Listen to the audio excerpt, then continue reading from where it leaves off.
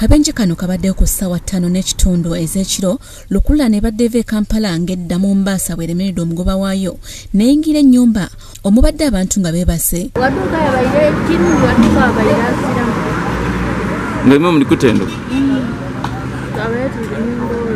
Enju eno esangiddwamu jjajja n'abazzukulu be babiri nga bano baddusiddwa mu ddwaliro e Bugiri okufuna obujjanjabi. Aye abantu ababairemu bakusibwa ekirungi ekyabeera waye ennyumba yona emotoka yagire era tesaani tekale.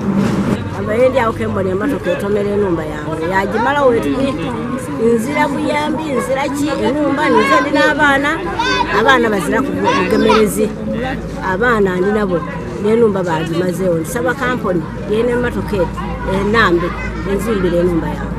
Ng'otwereka okutenduka mu nnyumba muno bali n'ebyokoleramu ebindi nti oba idduuka oba timbaire idduuka kayekabitamu bintu byona byona. Dereva w'emmotoka eno ategereka esseeko erya Gushwi olw'ebiwandiiko ebisangiddwa mu mmotoka adduse kyokka bannannyini mmotoka eno aba kampuni ya Safi Limited abalina ofiisi zaabwe ekibuga mu Mombasa bategeeza ku lukomo lw'essimu nga bwe bali mu kujja mu kifo kino akabenje we kagudde basobole okugonjoola ensonga zino. Emmotoka eno yabaire esimbye awo ng'eri kusimbuka oba yavuire buvwebwere direct? Buvwere kubanga tuleere eyindi yabaire n'eyindi yabaire enyuma y'abantu ebitamu tebakati ng'eyo naawe kikiye era atubire Musa Balikoowa yakusakidde eggulire lino ku Rabukedde TV1.